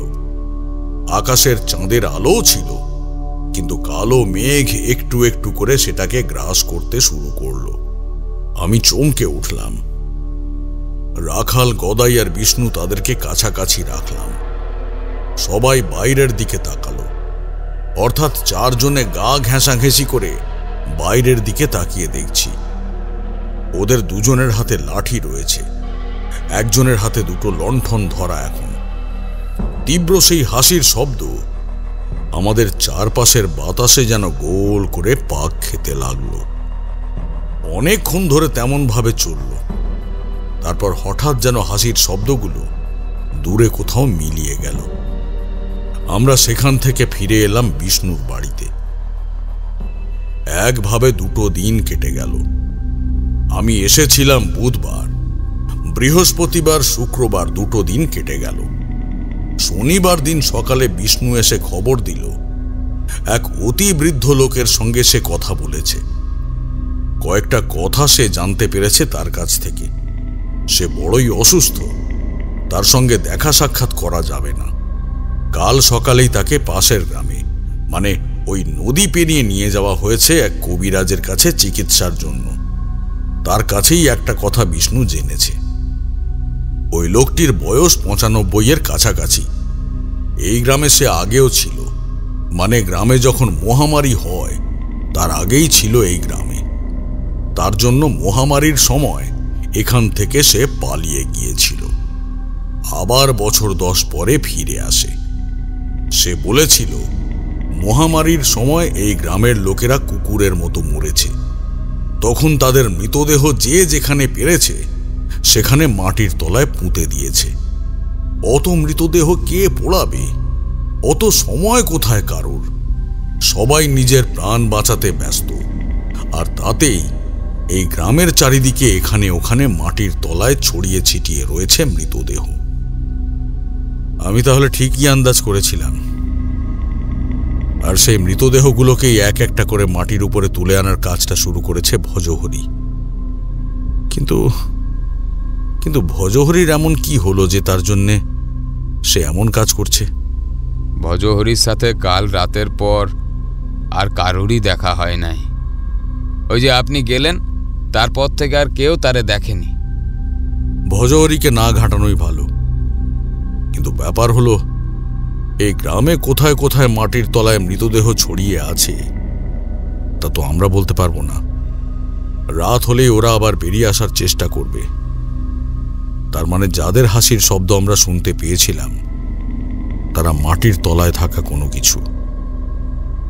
এরপরে আমরা 4 জনে মিলে সেদিন বিকেলের দিকে আবার জমির কাজটায় ঘুরে এলাম। কোথাও তেমন কিছু চোখে পড়ল না। বুঝতে পারছিলাম না কি করব। আসলে এমন অবস্থার মধ্যে তো আগে পড়িনি। সামনে বিপদ থাকলে সেই বিপদের মোকাবিলা করা যায়, কিন্তু বিপদ তো সামনে নেই। বিপদ যে আস্তে আস্তে গোটা গ্রামকে ঘিরে ফেলছে সেটা বুঝতে পারছি। প্রত্যেক রাত্রে ভজহরি গিয়ে এক একটা করে কঙ্কাল মাটির তলা থেকে টেনে বাইরে বার করছে, আর তারপরে কেউ অন্ধকারে কোথাও একটা হারিয়ে যাচ্ছে। তাই সেই রাতে ঠিক করলাম ভজহরির জন্য অপেক্ষা করতে হবে। ভজহরি যখন ঘর থেকে বাইরে বেরিয়ে যাবে তখন আমরা তার পিছনে গিয়ে দেখব সে আসলে করেটা কি। আমার কথা একটু করে হলেও বাকিরা সম্মতি জানালো। সেই কথা মতো সন্ধেবেলা ভজহরির বাড়ির কাছাকাছি আমরা 4 জন লুকিয়ে পড়লাম। অন্ধকার যত নামতে লাগলো আমরা ততই অধৈর্য হয়ে অপেক্ষা করতে লাগলাম যে ভজহরি কখন আসবে আর আমরা তার পিছু পিছু যাব। এক সময় দেখতে পেলাম সত্যি সত্যি ভজহরি এসেছে। তার ঘরের দরজা খুলে ভজহরি যখন বাইরে বেরিয়ে এলো তখন টিপ টিপ করে বৃষ্টি পড়ছে। আমাদের সঙ্গে আলো নেই। ভজহরির ঘর থেকে বেরিয়ে আসা অন্ধকারের মধ্যে যেন আরো অন্ধকারের মতো সে একটু একটু করে উঠোনের কাছে বেরিয়ে এলো। ব্যাপারটা আমাদের দেখার কথা নয়, কিন্তু আকাশে কেমন একটা সাদা ফ্যাকাশে আলো ছিল, আর তার সঙ্গে বিদ্যুৎ চমকে উঠছিল মাঝে মাঝে। এই বিদ্যুতের আলোতেই আমরা ভজহরিকে দেখতে পেয়েছিলাম। সে বাড়ির উঠোন পেরিয়ে গ্রামের পথ যখন ধরল তখন তার মুখে অদ্ভুত হাসি। 2 হাত মাথার উপরে তুলে সে চিৎকার করে কি সব যেন বলছে, কিন্তু কি বলছে কিছু বোঝা যাচ্ছে না। আমার ইশারায় আমার পেছনে বাকি 3 জন উঠে দাঁড়ালো। তারপর অন্ধকারকে আশ্রয় করে সেই বৃষ্টির মধ্যে আমরা জমির দিকে এগিয়ে গেলাম। ভজহরি ওদের জমি পেরিয়ে আরেকটা জমির কাছে গিয়ে দাঁড়ালো। তারপর বাতাসে কিসের যেন গন্ধ শুঁকতে শুঁকতে ঠিক কুকুরের মতো মুখটাকে নামিয়ে নিল জমির দিকে। অবাক হয়ে দেখলাম ভজহরি হাঁ করে জমির মাটি, গাছ, পাতা কামড়ে কামড়ে তুলে নিচ্ছে, আর তারপরে আগের মতোই 2 হাতে মাটি খুঁড়তে লাগলো। তার মাটি খোঁড়ার ধরন স্বাভাবিক নয়। হাঁটু গেড়ে বসে সে 2 হাতে মাটি খুঁড়ে চলেছে। বিদ্যুৎ যখন চমকায় তখন ভজহরি মাথা তুলে তাকায় উপরের দিকে। তার হাঁ করা মুখ, সাদা ফ্যাকাশে চোখ, এই অদ্ভুত দৃশ্যটা দেখলে যে কেউ ভয় পেয়ে যাবে। আমার পেছনে দাঁড়িয়ে থাকা বাকিরা তখন পাথরের মতো হয়ে ব্যাপারটা দেখে চলেছে। আমি তাকিয়ে দেখছি ভজহরির গোটা শরীরটা কেমন যেন ফুলে গেছে। সাদা আকাশে 2 চোখের নিচে লম্বা লম্বা সাদা দাগ। সেই মুখের ভেতর থেকে কাদা মাখা লালা বাইরে বেরিয়ে আসছে। সে মাঝে মাঝে বলছে, আয় আয় সবাই আয়, তাড়াতাড়ি আয়, কোথায় গেলি, তাড়াতাড়ি আয়। আর তারপর আবার মাটি খুঁড়ছে। এমন দৃশ্য আমি আগে দেখিনি। অবাক হয়ে লক্ষ্য করছি। এক সময় পেছন থেকে রাখাল বলল, ঠাকুরমশাই, ঠাকুরমশাই, ও আবার কিন্তু একটা কঙ্কাল টেনে বার করবে। আপনি কিছু একটা করুন, ওকে থামান, না হলে কিন্তু ওকে আর আটকানো যাবে না। আমি উঠে দাঁড়ালাম রাখালের কথা শুনে। ততক্ষণে আরো খানিকটা মাটি খুঁড়তে খুঁড়তে একটা কঙ্কালের ঠ্যাং ধরে উপরের দিকে টানতে শুরু করেছে ভজহরি। আমি 2 পা সামনে এগিয়ে গিয়ে দাঁড়াতেই ভজহরি মুখ তুলে তাকালো আমার দিকে। তারপর হ্যাঁচকা টানে সেই নরকঙ্কালটার পা ধরে তাকে বাইরে বের করে আনলো। একটা আস্ত নরকঙ্কাল, কোথাও এতটুকু ভাঙার চিহ্ন নেই। টিপ টিপ করে পড়তে থাকা বৃষ্টিটা তখন ঝমঝম করে এসেছে। আমাদের মধ্যে দূরত্ব খুব বেশি নয়। মাটিতে বসেই ভজহরি আমার দিকে তাকিয়েছে, আর আমি বৃষ্টির মাঝে তার দিকে তাকিয়ে রয়েছি। মাঝে মাঝে বিদ্যুৎ চমকাচ্ছে, যেন মনে হয় একে অপরকে দেখার সুবিধে করে দেওয়ার জন্যে বারবার বিদ্যুৎ ঢেলে দিচ্ছে আমাদের আশেপাশে। বললাম, কে তুই? কেন করছিস এসব? এসব মানুষ যে অনেক আগেই মারা গেছে সে কথা আমি খুব ভালো করে বুঝতে পারছি, কিন্তু তুই কে? আমি ভজহরি, আমি অন্য কেউ নই। তুই যা এখান থেকে। এই গ্রামে মাটির নিচে যারা ঘুমিয়ে আছে তাদের সবাইকে আমি এক এক করে জাগাবো, তারপরে এই গোটা গ্রামকে আমাদের বানিয়ে নেব। গ্রাম মৃত মানুষদের জন্য নয়, তাদের জন্য মাটির তলায় শান্তি আছে। তুই সেখানেই ফিরে যা। কেন শুধু শুধু বাকিদের তুলে তুলে আনছিস? ওরাও ফিরতে চায়, কারোর মুক্তি হয়নি, কেউ মুক্তি পায়নি যে। সবাই ফিরবে, তারপর গোটা গ্রামের মানুষদেরও আমাদের সঙ্গে নিয়ে নেব, আমাদের সঙ্গে। রাখাল, গদাই আর বিষ্ণু আমার পেছনে এসে দাঁড়িয়েছিল। তারা প্রচণ্ড ভয় পেয়েছে। ভজহরির সেই ভয়ঙ্কর রূপ দেখে যে কেউ ভয় পেয়ে যাবে। সে উঠে দাঁড়িয়েছে, দুটো হাত দিয়ে নিজের গায়ের মাংস চামড়ার উপর আঁচড় কাটতে কাটতে বলছে, তুইও কি আমাদের দলে আসতে চাস? তাহলে চলে আয়। ভজহরির কথা শেষ হবার সঙ্গে সঙ্গেই দেখতে পেলাম মাটির তলা থেকে কতগুলো কালো কালো ছায়া তার আশেপাশে এসে দাঁড়িয়েছে। কম করে 5-6টা হবে। পেছন থেকে একটা আর্তনাদ শুনে বুঝতে পারলাম কেউ যেন চিৎকার করে উঠেছে। তার সঙ্গে রাখাল, বিষ্ণু, 3 জনেই প্রচণ্ড ভয়ে জড়সড় হয়ে গেছে। আমি বললাম, কোনো চিন্তা নেই, এত সহজে ওরা কারোর ক্ষতি করতে পারবে না, আমি আছি। কিন্তু আমার কথায় বোধহয় ওরা আশ্বস্ত হলো না, ভয় পেতে লাগলো।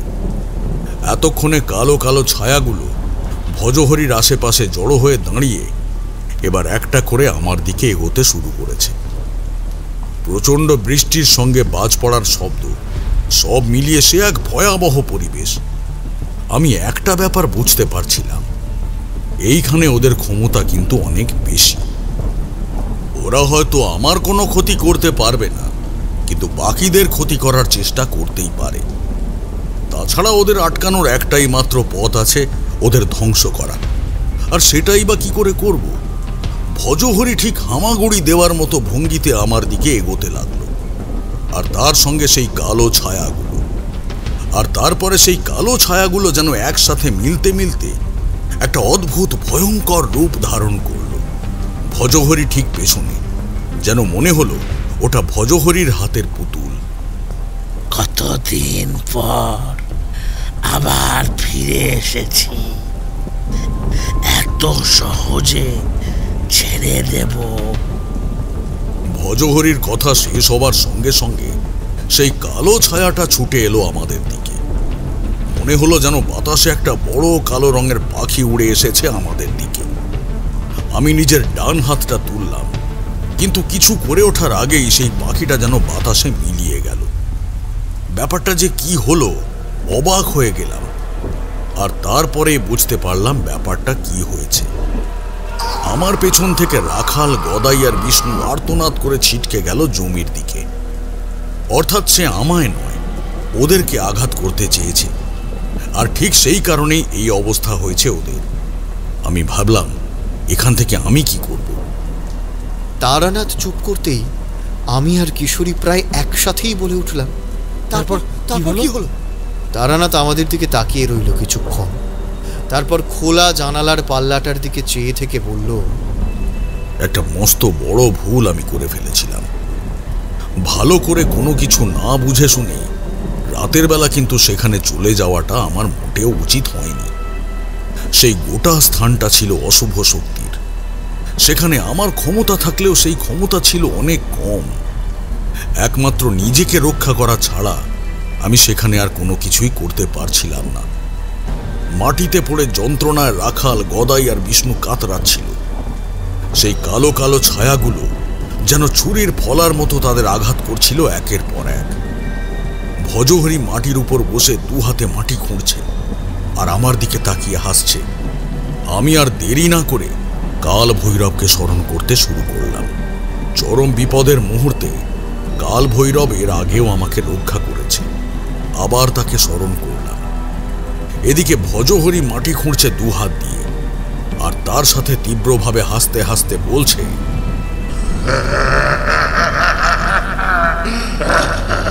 আমার নাম কালীনাথ তান্ত্রিক।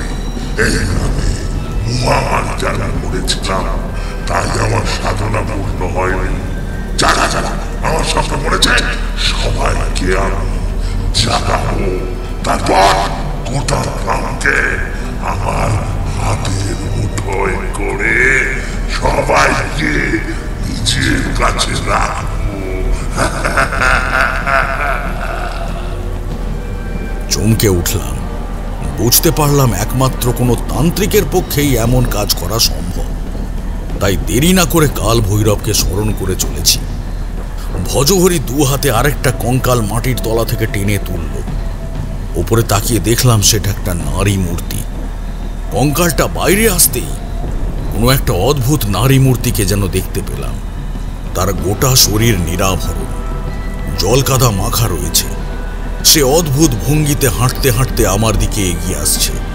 তার মুখে একটা হাসি। আমি বুঝতে পারলাম যে সেই পিশাচ আমার মনোসংযোগ বিঘ্ন করার চেষ্টা করছে, কিন্তু আমাকে কিছু একটা করতেই হবে, না হলে এই বিপদ থেকে রক্ষা পাওয়া যাবে না। প্রাণপণে কাল ভৈরবের আহ্বান করে চলেছি। এমন সময় ঝমঝম করে বৃষ্টিটা আরো বেড়ে উঠল। তীব্র একটা বিদ্যুৎ চমকানোর আলোয় দেখতে পেলাম আমার থেকে মাত্র 2 হাত দূরে সেই নারী মূর্তি। তার চোখের মনি লাল ফ্যাকাশে, মুখের ভেতর থেকে দাঁত বেরিয়ে এসেছে, সাথে লম্বা একটা কালো লিকলিকে জিভ, আর তার গোটা শরীরটা এখন কালচে ধূসর রঙের হয়ে গেছে।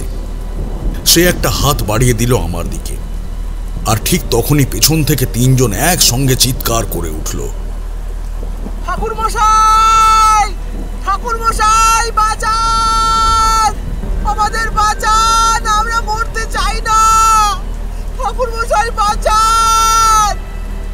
ঠাকুর মশাই, ভজহরিকে আটকাতে না পারলে আমরা সবাই তো মরবই, আর আমাদের গ্রামও বিপদে পড়বে। ভজহরিকে বাঁচান ঠাকুর মশাই, ভজহরিকে বাঁচান। ওদের কথাগুলো আমার মাথার মধ্যে ঘুরতে লাগলো।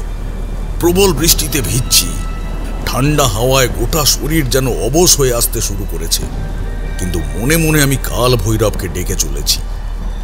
হঠাৎ করেই আমার চোখের সামনে সবকিছু যেন কেমন বদলে গেল। দেখতে পেলাম একটা দৃশ্য। আমি বসে আছি কৈখালি গাছের তলায়। একটা লোক কতগুলো শুয়োর চড়িয়ে নিয়ে যাচ্ছে আমার সামনে থেকে। আমি লোকটাকে কিছু বলতে যাব, কিন্তু বলতে পারছি না। সে আমাদের পেছন ফিরে আছে, আর হাতে সেই সাদা হাড় দিয়ে তৈরি একটা লাঠির মতো। সেই শুয়োর চড়াতে চড়াতে উল্টো দিকে চলে যাচ্ছে সে। চারপাশের বাতাসে একটা অদ্ভুত গন্ধ, আর তার সঙ্গে সেই শুয়োরের দলের ডাক মিলিয়ে এক অদ্ভুত পরিবেশ তৈরি হয়েছে। আমার গোটা শরীর কেমন যেন ঝিমঝিম করতে লাগলো। গাছের তলা থেকে যে উঠে তার দিকে দৌড়ে যাব, সেটাও করতে পারছি না। চারপাশ থেকে কেমন একটা বাঁধন আমায় আটকে রেখেছে। অদৃশ্য সেই বাঁধন ছাড়িয়ে সামনে যাওয়া পর্যন্ত আমার পক্ষে সম্ভব হচ্ছে না। সেই লোকটা আমার থেকে অনেকটা দূরে চলে গেছে। শুয়োরগুলো তার আগে আগে হেঁটে চলেছে। অনেকটা দূরে গিয়ে সে হঠাৎ মুখ তুলে তাকালো আমার দিকে। এত দূর থেকে তার মুখটা আমি ভালো করে দেখতে পেলাম না। সেই শুয়োরগুলো আমার দিকে যেন এক একটা করে এগিয়ে আসতে লাগলো। এতক্ষণে তাদের ভোট ভোট শব্দ আমি শুনতে পাচ্ছি, একটা ঘন্টার শব্দ শুনতে পাচ্ছি, আর তারপরে মনে হচ্ছে সেই শব্দের মধ্যে থেকেও আর একটা শব্দ যেন শুনতে পাচ্ছি। কে যেন চিৎকার করে বলছে, ঠাকুর মশাই, ঠাকুর মশাই। ধড়ফড় করে সেই গাছের তলা থেকে উঠে পড়লাম। ততক্ষণে লোকটা আমার কাছে এসে দাঁড়িয়েছে। তার মুখ আমি দেখতে পাচ্ছি না। একটা হলদে আলোয় তার মুখ যেন ঢাকা পড়ে আছে।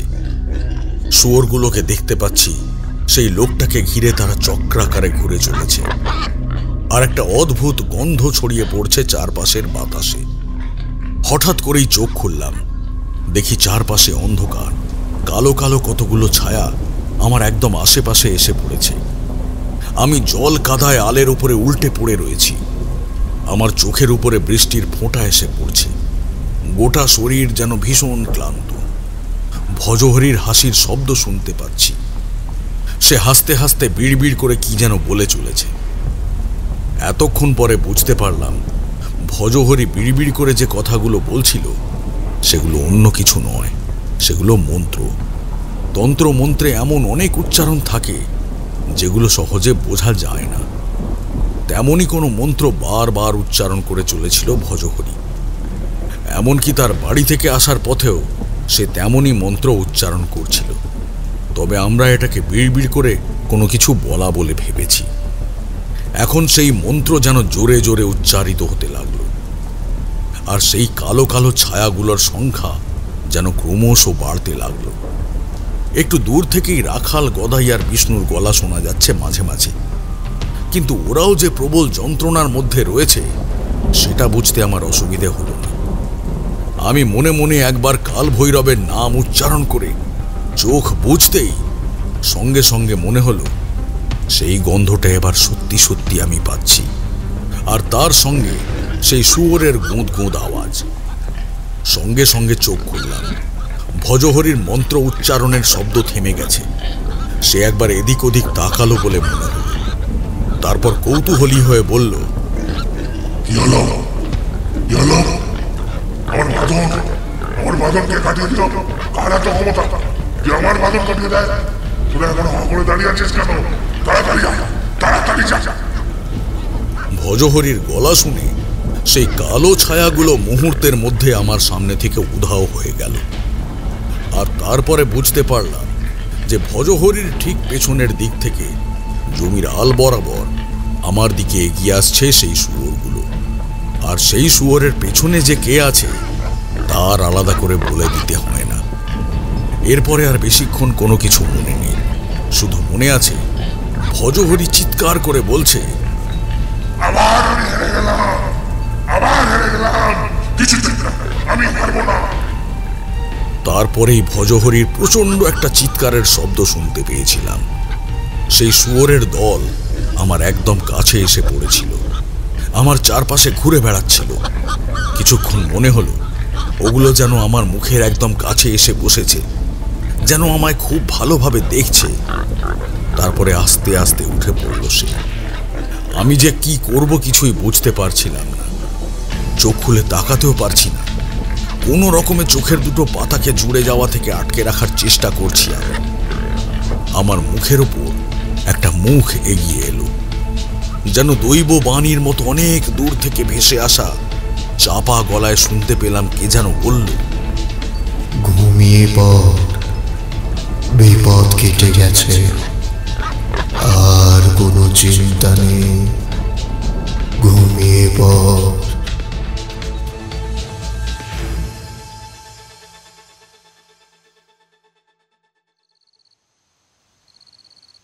আমি বোধহয় গভীর ঘুমে ঘুমিয়ে পড়েছিলাম। যখন চোখ খুললাম চারপাশে তখনও অন্ধকার ছড়িয়ে রয়েছে। তাড়াতাড়ি উঠে দেখে বৃষ্টি কমে গেছে। বৃষ্টি বাদলার মাঝে অবাক হয়ে চারদিকে তাকিয়ে দেখলাম কোথাও ভালো করে কিচ্ছু চোখে পড়ে না। অনেক কষ্ট করে রাখাল, বিষ্ণু এবং গদাইকে খুঁজে পেলাম। তারপর তাদেরকে কোনো রকমে জাগিয়ে তাদেরকে নিয়ে যখন বাড়ি ফিরলাম তখন একদম গভীর রাত। বিষ্ণুর বাড়িতে এসে আমাদের আর কারো হুঁশ ছিল না। ঘরের মেঝেতে পড়েই সবাই ঘুমিয়ে পড়েছিলাম অঘোরে।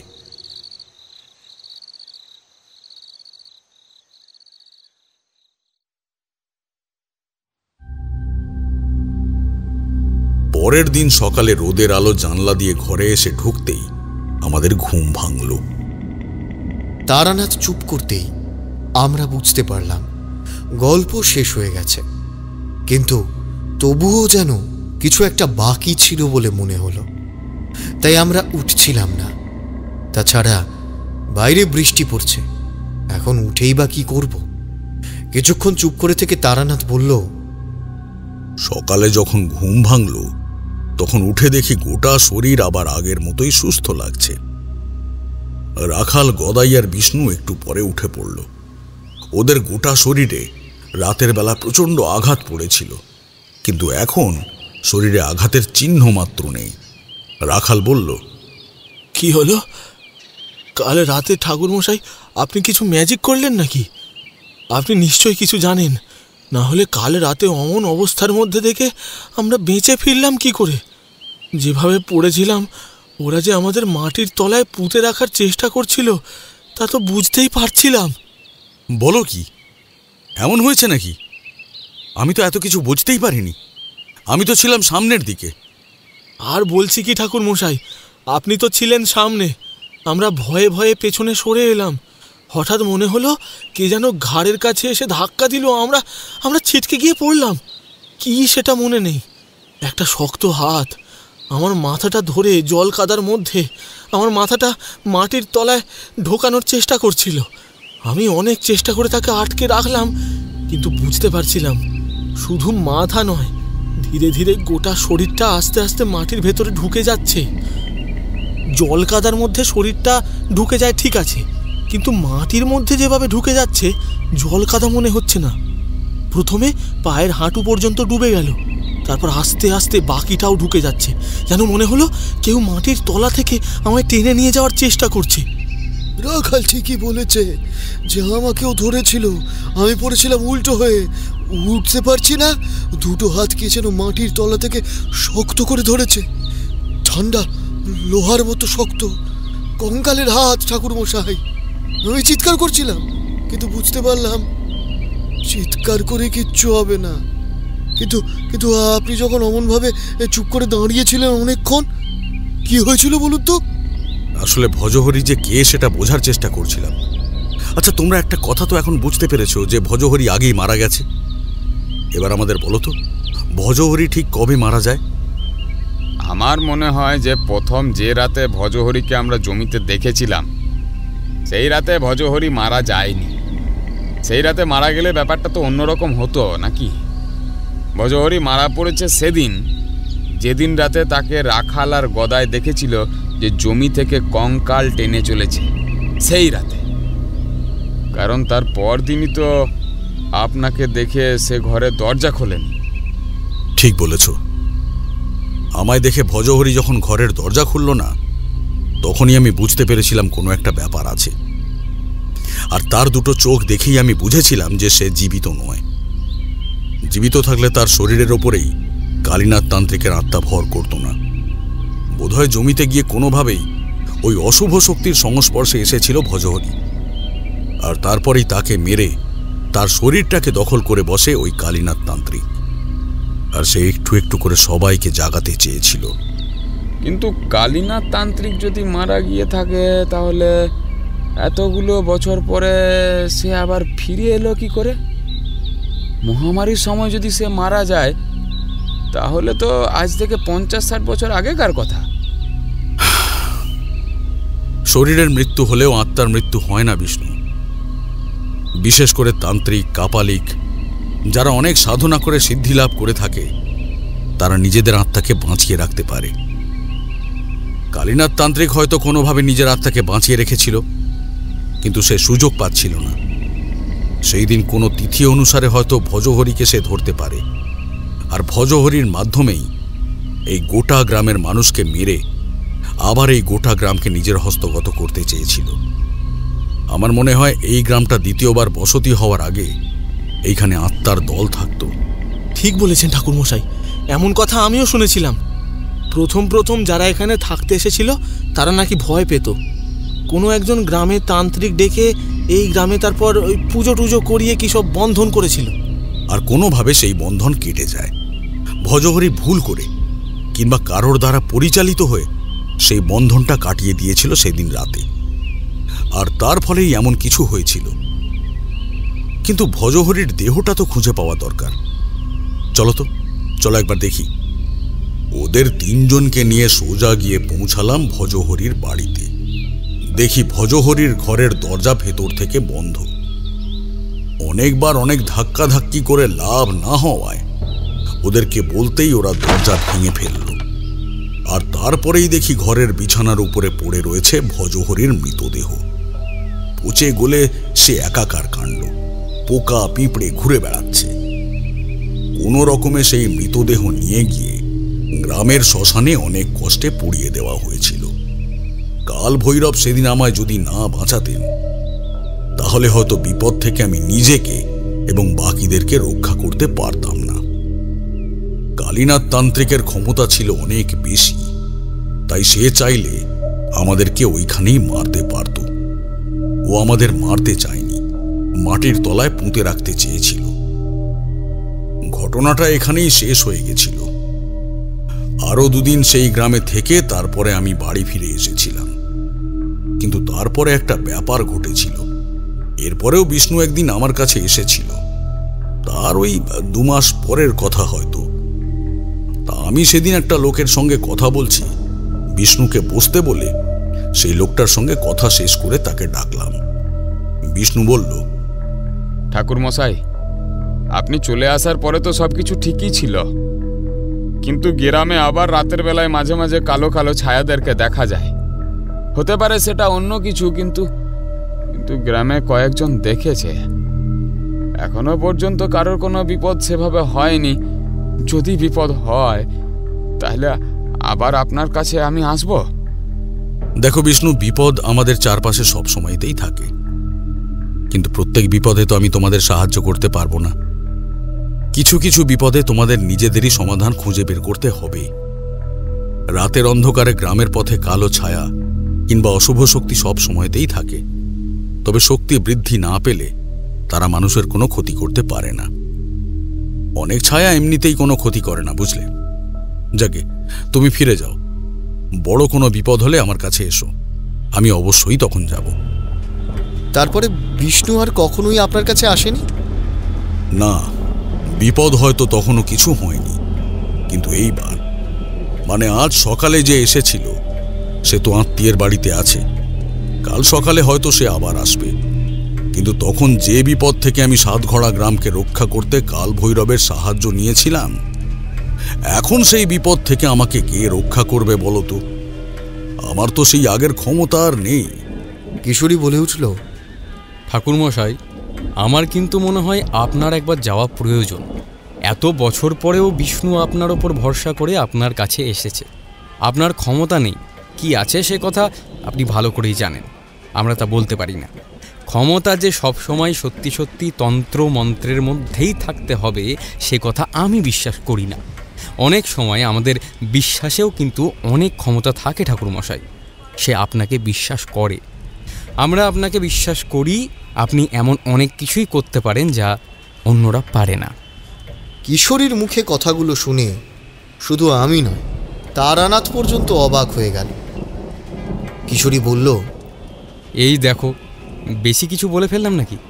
আমার মনে হয় আপনার কিন্তু তার সঙ্গে যাওয়া প্রয়োজন। তেমন হলে আমার তো অফিস ছুটি আছে, কাল আমার ছুটি আছে, কাল না হয় চলে যাব। আর তুমি যদি একটু চেষ্টা করো তাহলে বৃষ্টির অজুহাত দিয়ে কিংবা অন্য কোনো কিছু বলে এমনি ছুটি করতেই পারবে। তাহলে আমরা একসঙ্গেই যেতে পারবো। সাতঘড়া গ্রামে গিয়ে না হয় দেখেই আসবো আসল ব্যাপারটা কি। এতক্ষণে আসল ব্যাপারটা বুঝতে পেরেছি। এইবার আমার মুখে সাতঘড়ার কথা শুনে তোমরা সেখানে যেতে চাইছো, আর এই জন্যই আমাকে এত কিছু বলছো, তাই তো? কিন্তু বিপদ অনেক বড়। সেবার যে বিপদের সম্মুখীন আমি হয়েছিলাম, আবার যদি তেমন বিপদের সম্মুখীন হই তাহলে আমি নিজেকেই বাঁচাতে পারবো না, তোমাদেরকে বাঁচাবো কিভাবে? তাই সেখানে যাওয়ার ইচ্ছে আমি প্রকাশ করছি না। যাকে এই দেখো, বৃষ্টি কমে এসেছে, তোমরা বেরিয়ে পড়ো, পরে না হয় দেখা যাবে কোন। মনে হলো তারানাথ আমাদের একটু জোর করেই সেখান থেকে চলে যাওয়ার কথা বলল। আসলে বিষ্ণুর সঙ্গে সে কেন যেতে চায় না সেটা বুঝতে পারছিলাম। পথে নেমে কিশোরী বলতে লাগলো, কি অদ্ভুত ব্যাপার, যে মানুষটা একসময় মানুষের সাহায্য করার জন্য নিজে থেকেই গিয়ে পড়তো, সে এখন সেই সাহায্য থেকেই দূরে সরে যাচ্ছে। বয়স হলে মানুষ অনেক কিছুই করে। শুধু বয়সে নয় কিশোরী, তারানাথের ক্ষমতা সত্যিই কমেছে, সে কথা সে নিজেও স্বীকার করে। কম ক্ষমতা থাকলে বিপদের সম্মুখীন হয়ে সে শুধু যে নিজে বিপদে পড়বে তা নয়, সঙ্গে যারা আছে, যারা তাকে বিশ্বাস করবে, তারাও বিপদে পড়বে। তুমি একটু আগে বললে না, আসলে আমরা তাকে বিশ্বাস করি, বিষ্ণুও তাকে বিশ্বাস করে। এমনকি বিশ্বাসে অনেক সময় ক্ষমতা পাওয়া যায়। তারানাথ ঠিক তেমনই বিশ্বাস করে যে তার কাছে ক্ষমতা নেই, তার সামান্য ক্ষমতা দিয়ে সে কাউকে বিপদ থেকে উদ্ধার করতে পারবে না, আর সেই কারণেই সে যেতে চাইছে না। তার সেই বিশ্বাসই যেমন তার ক্ষমতা হয়ে উঠতে পারত, তেমনি তার নিজের প্রতি ক্ষমতাহীনের বিশ্বাসই তাকে যে কোনো বিপদের মুখোমুখি দাঁড়াতে ভয় পাওয়ায়। কিশোরী তর্ক করল না, মাঝে মাঝে সে চুপ করে যায়, যুক্তি তর্ক দিয়ে সবকিছু বিচার করতে চায় না। আজও তাই করল। আমার বরং ভালো লাগলো। সে কিছু বললে আমি তার উত্তর করতে পারতাম না। মনটা কেমন যেন হয়ে গেল। গল্পটা শুনলাম বটে, তবে কেমন একটা লাগলো। বিষ্ণুর কথা মনে পড়তে লাগলো বারবার। রাখাল, গদাই, বিষ্ণুদের কাউকেই আমরা দেখিনি, তবু এদের একটা অবয়ব যেন কল্পনা করে ফেলতে লাগলাম। আর বারবার মনে পড়তে লাগলো ভজহরির সেই ভয়ঙ্কর মূর্তিটার কথা। ভজহরির মুখের দুপাশের গাল বেয়ে নেমে আসছে কাদা মাটি, আর তার দুই চোখ আকাশের দিকে তাকিয়ে। ঠিক তখনই ট্রামের ঘন্টা বাজল। আমরা দেরি না করে এগিয়ে গেলাম ট্রামের দিকে।